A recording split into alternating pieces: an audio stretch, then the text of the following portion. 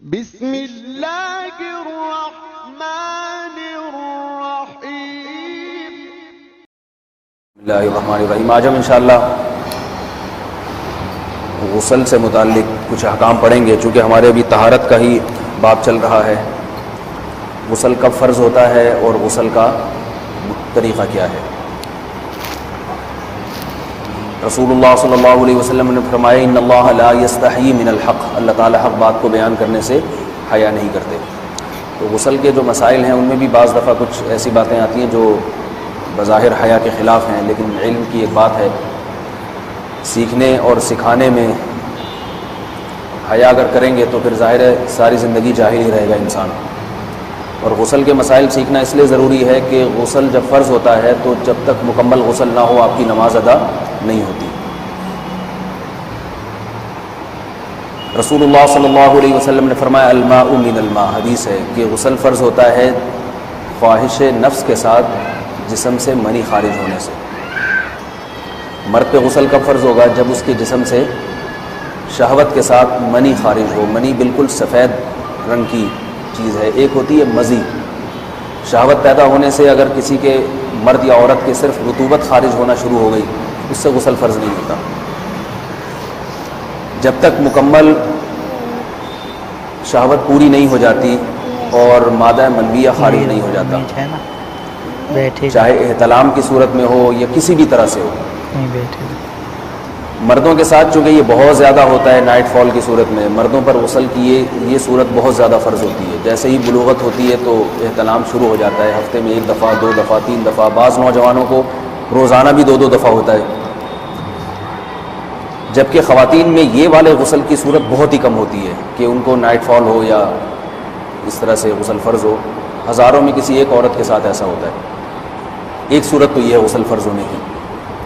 دوسری صورت کیا ہے کہ جب انسان اپنی زوجہ کے ساتھ ملاپ کرے اور انٹرکورس ہو جائے، چاہے اس صورت میں ڈسچارج دونوں میں سے کوئی ہو یا نہ ہو، لیکن دونوں پہ غسل فرض ہو جائے گا، مرد پہ بھی اور عورت پہ بھی۔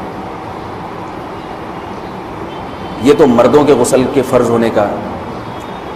مردوں کے غسل میں ایک چیز یہ بھی ہے کہ اگر آپ نے رات کو نیند کی اور صبح آپ اٹھے اور آپ نے کپڑوں پہ نشان دیکھا، اب آپ کو یہ پتہ نہیں چل رہا کہ یہ منی کا نشان ہے یا مزی کا ہے، تو بھی آپ پر غسل کرنا فرض ہے۔ یہی سمجھا جائے گا کہ یہ آپ خواب میں ڈسچارج ہوئے ہیں۔ عورت پر جو غسل فرض ہوتا ہے ایک اور صورت میں ہوتا ہے کہ جب خواتین کو ایام آنا بند ہو جاتے ہیں، حیض یا نفاس سے جب پاک ہو جائیں تو بھی ان پہ غسل فرض ہے۔ یہ تو غسل کی فرضیت سے متعلق احکام تھے۔ کچھ چیزیں ایسی ہیں جن میں غسل سنت ہے، فرض نہیں۔ جمعہ کے دن غسل کرنا، رسول اللہ صلی اللہ علیہ وسلم نے بہت زیادہ تاکید کی ہے۔ سنت کی 2 قسمیں ہیں، سنت مؤکدہ اور سنت غیر مؤکدہ۔ مؤکدہ وہ ہوتی ہیں کہ جن کو چھوڑنے کا اگر کوئی معمول بنا لے تو گناہ کا خطرہ ہے اور ایسا شخص قابل ملامت ہے، اسے شریعت ملامت کرتی ہے، برا بھلا کہتی ہے۔ تو غسل سنت مؤکدہ ہے، ہفتے میں 1 مرتبہ، چاہے جمعے کے دن ہو یا کسی بھی دن ہو۔ جو مسلمان ہفتے میں 1 دفعہ بھی نہیں نہاتا، وہ کتنا ہی نیٹ کلین ہو، مگر شریعت کی نظر میں وہ قابل ملامت ہے، اسے تانے دینے چاہیے کہ شرم نہیں آتی، ہو مسلمان مگر رہتے ہو بھنگیوں اور چماروں کی طرح۔ ملامت تو اسی کو کہتے ہیں نا۔ اس کی دلیل رسول اللہ صلی اللہ علیہ وسلم نے فرمایا، صحیح حدیث ہے، حق علی کل مسلم ان یغتسل کل اسبوع مرۃ، کہ ہر مسلمان پر لازم ہے کہ وہ ہفتے میں کم از کم 1 مرتبہ غسل کرے۔ ہر مسلمان پر لازم ہے، چاہے اس پہ غسل فرض نہ بھی ہو۔ اور کس دن بہتر ہے؟ جمعہ کے دن۔ نبی صلی اللہ علیہ وسلم نے حکم دیا ہے کہ جمعے کے دن غسل کیا جائے۔ امام احمد ابن حنبل کا مذہب یہ ہے کہ جمعے کے دن غسل کرنا واجب ہے، صرف سنت نہیں ہے بلکہ واجب ہے، لیکن جمہور کا مذہب یہ ہے کہ سنت عمل ہے۔ غیر مسلم جب اسلام قبول کرتا ہے تو اس وقت بھی اس کے لیے غسل کرنا سنت ہے۔ جب ہم مردے کو نہلاتے ہیں تو جو مردے کو نہلائے اس کے لیے بھی خود غسل کرنا افضل ہے، سنت عمل ہے۔ عید کے دن غسل کرنا سنت عمل ہے۔ تو یہ وہ تمام مواقع ہیں جن میں غسل کرنا رسول اللہ صلی اللہ علیہ وسلم کی سنت ہے۔ غسل کا طریقہ کیا ہے؟ غسل میں 3 چیزیں فرض ہیں: منہ بھر کے قلی کرنا، ناک میں پانی ڈالنا کہ ناک کی جو نرم جگہ ہے یہ اچھی طرح تر ہو جائے، اور پورے جسم پہ ایک مرتبہ پانی بہا دینا کہ جسم میں بال کے برابر جگہ بھی خشک نہ رہے۔ یہ تو ہے فرض، یعنی یہ کام کسی نے کسی بھی طرح سے کر لیا غسل ادا ہو جائے گا، چاہے اس کی نیت غسل کی تھی یا نہیں تھی۔ کوئی آدمی چلتا ہوا جا رہا ہے، پھسل کے تالاب میں گر گیا، پورے غوطے کھا کے باہر نکلا، قلی کر لے اور ناک میں پانی ڈال لے تو غسل اس کا ادا ہو جائے گا۔ البتہ چونکہ نیت نہیں تھی لہذا غسل کا ثواب نہیں ملے گا، ثواب نیت کے بغیر نہیں ملتا انسان۔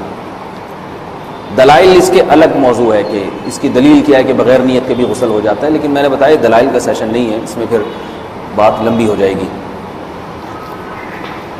تو یہ تو ہے فرض، پورے جسم پہ پانی بہانا، کلی اور ناک میں پانی۔ سنت طریقہ کیا ہے؟ رسول اللہ صلی اللہ علیہ وسلم غسل کیسے کرتے تھے؟ سنت طریقہ جس پہ جو اختیار کرنا چاہیے وہ طریقہ یہ ہے کہ جب آپ غسل کے لیے بیٹھیں تو سب سے پہلے وہ جگہ دھوئیں جہاں نجاست اور ناپاکی لگی ہوئی ہے۔ نائٹ فال ہوا، کسی کو احتلام ہوا، تو جہاں جہاں گندگی لگی ہے پہلے اس جگہ کو دھوئیں، استنجا کریں، شرمگاہ کو دھوئیں اچھی طرح، سمجھ رہے ہیں بات کو؟ اس کے بعد ہاتھ دھوئیں اور مکمل وضو کریں جیسے ہم عام حالات میں وضو کرتے ہیں۔ مکمل وضو کرنے کے بعد دائیں کندھے پہ پانی ڈالا، لیفٹ سائڈ پہ پانی ڈالا۔ پہلے زمانے میں تو چلو سے غسل ہوتا تھا، ہاتھ دھو لیے تو اب چلو سے پانی لے کے یہاں ڈالا جا رہا ہے، چلو سے پانی لے کے یہاں ڈالا جا رہا ہے، پورے جسم پہ ملا جا رہا ہے، اور چلو سے پانی لے کے 3 دفعہ سر پہ ڈالا جا رہا ہے۔ تو آج کل چلو الو تو ہے نہیں، شاور کے نیچے جا کے کھڑے ہو جاتے ہیں، تو اس میں یہ کہ شاور کھولے کھڑے ہو جائیں، سارے چلو اس میں خود بخود ہی ہو جائیں گے، پورے جسم پہ پانی بہہ جائے گا۔ نبی صلی اللہ علیہ وسلم کے دور میں یہ جدید چیزیں نہیں تھیں، شیمپو اور صابن، تو آپ صلی اللہ علیہ وسلم بیری کے پتوں سے غسل کی ترغیب دیا کرتے تھے۔ بیری کے پتوں کو اگر پانی میں پکایا جائے تو پانی میں میل کچیل صاف کرنے کی صلاحیت بہت بڑھ جاتی ہے۔ ہمارے زمانے میں اس تکلف کی ضرورت نہیں ہے، صابن ملتے ہیں اس سے نہایا کریں، بہرحال کہنے کا مقصد یہ آپ لوگوں سے۔ تو یہ سنت طریقے سے غسل ہو جائے گا آپ کا، سمجھ رہے ہیں بات کو؟ سب سے پہلے استنجا کیا، اس کے بعد وضو کر لیا، اس کے بعد غسل کر لیا۔ اگر کسی نے غسل میں وضو نہیں کیا اور ویسے ہی پورے جسم پہ پانی بہا دیا تو بھی اس کا وضو خود بخود ہو جائے گا، اس غسل سے وہ نماز پڑھ سکتا ہے، کیونکہ بعض لوگ غسل کرنے کے بعد دوبارہ وضو کر رہے ہوتے ہیں، اس کی ضرورت نہیں ہے، کیونکہ جب غسل کرتے ہیں تو وضو والے اعضاء تو خود بخود اس میں دھل جاتے ہیں۔ یہ ہے غسل کا طریقہ۔ وضو کیسے ٹوٹتا ہے؟ جن چیزوں سے غسل فرض ہوتا ہے ان چیزوں سے وضو تو بہرحال ٹوٹتا ہی ہے، اس کے علاوہ بھی وضو ٹوٹتا ہے۔ اس سے پچھلے لیکچر میں نے کچھ تفصیل بتائی تھی کہ نجاست جسم سے کہیں سے بھی خارج ہو جائے یا نجاست نکل کے بہہ پڑے، اگر قضائے حاجت کی جگہوں سے نجاست خارج ہوئی ہے تو نظر بھی آ جائے وضو ٹوٹ جائے گا، اور قضائے حاجت کے علاوہ جگہوں سے اگر نجاست خارج ہوئی ہے، خون وغیرہ ہے جیسے، تو جب تک نکل کے بہے گا نہیں تو اس وقت تک وضو نہیں ٹوٹے گا۔ سمجھ رہے ہیں بات کو؟ وضو کا طریقہ کیا ہے؟ سب سے پہلے دونوں ہاتھوں کو دھویا جائے، 3 دفعہ کلی کی جائے، مسواک کی جائے، 3 دفعہ ناک میں پانی ڈالا جائے، پھر پورے چہرے کو پیشانی، یہ جو ہے جہاں سے پیشانی ہماری شروع ہو رہی ہے اور تھوڑی کے نیچے، تھوڑی جہاں ختم ہو رہی ہے، اور ایک کان کی لو سے دوسرے کان کی لو تک 4 اعضاء ہیں وضو میں دھونا فرض ہیں۔ 1 چہرہ، نمبر 2 بازو، نمبر 3 سر کا مسا، چوتھائی سر، اور نمبر 4 پاؤں کو دھونا۔ اس کی دلیل قرآن مجید کی مشہور آیت ہے فَاغْسِلُوا وُجُوهَكُمْ وَأَيْدِيَكُمْ إِلَى الْمَرَافِقِ۔ اللہ فرماتے ہیں ایمان والو جب نماز کا ارادہ ہو تو اپنے چہروں کو اور اپنے ہاتھوں کو دھو، سر کا مسا کرو اور پاؤں کو ٹخنوں سمیت دھو۔ دھونے کا حکم ہے قرآن مجید میں۔ البتہ سر کے بارے میں یہ نہیں ہے پورے سر کا مسا کرو، بلکہ آ رہا ہے وَامْسَحُوا بِرُؤُوسِكُمْ، با کا لفظ ہے، با آتی ہے تبعیض کے لیے کہ سر کے بعض حصے کا مسا۔ اب بعض حصے کا قرآن حدیث میں کہیں تذکرہ نہیں ہے، تو اس میں فقہائے کرام کے اجتہادات ہیں۔ امام شافعی فرماتے ہیں تھوڑا سا بھی ٹچ کر لیا سر کو ہو جائے گا، امام ابو حنیفہ فرماتے ہیں نہیں کم از کم 1/4 کا ہونا ضروری ہے۔ سب کے اپنے اپنے دلائل ہیں، ان دلائل میں میں نہیں جاتا۔ فقہ حنفی کو جو فالو کرنے والے ہیں تو ان کو چاہیے کم از کم 1/4 سر کا مسا، یہ فرض ہونے کے لیے ضروری، مگر سنت کیا ہے؟ پورے سر کا مسا۔ نبی صلی اللہ علیہ وسلم دونوں ہاتھوں کو بھگو کے پورے سر کا مسا کرتے تھے ایسے، سمجھ رہے ہیں بات کو؟ اور مسح کے جو یہ ٹیکنیکل طریقے ہیں کہ آپ یوں پہلے انگلی بنائیں پھر یوں لے کر جائیں پھر یوں گھما کے لائیں پھر یوں، یہ ٹیکنیکل طریقے حدیث سے ثابت نہیں۔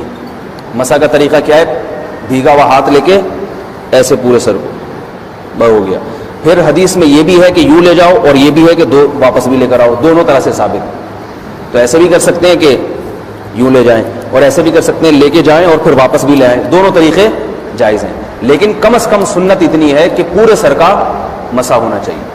بعض لوگوں کو شو مارنے کا شوق ہوتا ہے، اگر وہ واپس لائیں تو بال ان کے خراب ہو جاتے ہیں، کہتے ہیں یار یہ پھر مسئلہ خراب ہو جائے گا، تو پھر ایسے لوگ صرف یوں ہی لے جائیں کافی ہے۔ افضل تو یہ کہ یوں بھی لے جائیں یوں بھی لے جائیں، دونوں طرح سے صحیح ہے، بہرحال دونوں حدیث سے ثابت ہیں۔ سمجھ رہے بات کو؟ اور یہاں ایک اہم مسئلہ بتا دوں، قرآن مجید نے پاؤں کو دھونے کا حکم دیا ہے، پاؤں پہ مسح کرنے کا حکم نہیں دیا، اور حدیث میں خفین پر مسح کرنے کا حکم ہے۔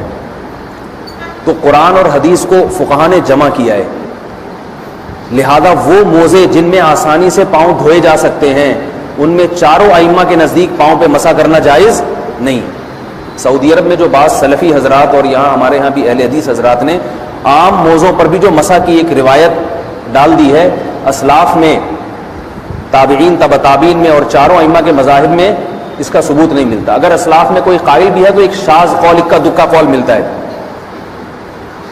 ورنہ یہ ائمہ اربعہ کے مذہب کے خلاف ہے، اور جو احادیث جو نقل ہوتی ہیں صحیح سند کے ساتھ ان کے بھی خلاف اور قرآن کی آیت کے بھی خلاف ہے۔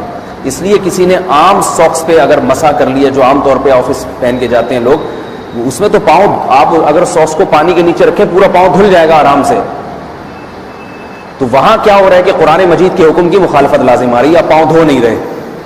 تو اس لیے ہم یہ سمجھتے ہیں کہ اس صورت میں نماز ادا نہیں ہوگی۔ سعودی عرب میں بعض سلفی حضرات نماز پڑھاتے ہیں، وہ ایسے ہی کرتے ہیں کہ عام ساکس پہ مسح کر کے نماز پڑھا لیتے ہیں۔ تو فتویٰ اسی پر ہے کہ ان کی اگر کسی کو یقین ہے کہ اس نے عام ساکس پہ مسح کر کے نماز پڑھائی ہے تو اس کے پیچھے نماز ادا نہیں ہوگی، کیونکہ قرآن کے مطابق اس کا وضو ہوا ہی نہیں ہے۔ صدیوں تک کوئی بھی اس قول کا قائل نہیں رہا ہے کہ عام ساکس پہ بھی مسح ہو جاتا ہے۔ یہ ابن تیمیہ رحمہ اللہ تعالیٰ 7ویں صدی میں اس کے قائل تھے، اور تابعین میں اکا دکا قول ملتے ہیں اس کے، لیکن شاذ قول ہیں، مرجوح قول ہیں جن پر امت نے فتویٰ نہیں دیا۔ اور اب سعودی عرب میں بعض سلفی حضرات اس کے قائل ہیں۔ ہمارے ہاں اہل حدیث حضرات بھی چونکہ اکثر سعودی عرب کے سلفی حضرات ہی کو فالو کرتے ہیں، تو انہوں نے بھی وہیں سے یہ فتویٰ لیا ہے۔ لیکن ائمہ اربعہ کے مذہب میں اور دلائل کے لحاظ سے دیکھا جائے تو یہ مذہب کمزور ہے۔ قرآن نے پاؤں کو دھونے کا حکم دیا، آپ دھوئیں گے پاؤں جب تک دھونا ممکن ہے۔ چمڑے کے موزے ہیں ان کو دھونا ممکن نہیں ہے اتارے بغیر، لہذا ان موزوں کے اوپر مسح ہو جائے گا، تو اس سے قرآن پر بھی عمل ہو جائے گا اور حدیث پر بھی عمل ہو جائے گا۔ اس لیے ائمہ اربعہ نے جو قرآن و حدیث کو سمجھ کے جو فیصلہ کیا ہے اس پہ چلنا ہمارے لیے زیادہ مفید ہے بنسبت آج کل کے جو علماء ہیں ان کی اپنی ذاتی آراء پر۔ اس لیے یہ بھی ایک وضو سے متعلق اہم مسئلہ تھا، سمجھ رہے ہیں؟ باقی تو ماشاءاللہ وضو کرنا سب کو آتا ہی ہے۔ اور وضو کے بعد دعا کیا ہے؟ کلمہ شہادت، اشہد ان لا الہ الا اللہ وحدہ لا شریک لہ اشہد ان محمدا عبدہ ورسولہ اللہم اجعلنی من التوابین واجعلنی من المتطہرین۔ اے اللہ تو مجھے بار بار توبہ کرنے والوں میں شامل کر دے اور بار بار پاکیزہ رہنے والوں میں شامل کر دے۔ توبہ اس لیے کہ میں نے ظاہری طہارت تو حاصل کر لی، مجھے روحانی طہارت بھی عطا کر دے۔ اگر میں نے گناہ کی ہوں تو مجھے ان سے بھی توبہ کی توفیق عطا فرما لے، تاکہ اس لحاظ سے بھی میرا وضو ہو جائے، اس لحاظ سے بھی میں پاک ہو جاؤں۔ سبحانک اللہم و بحمدک، نشہد ان لا الہ الا انت، نستغفرک و نتوب الیک۔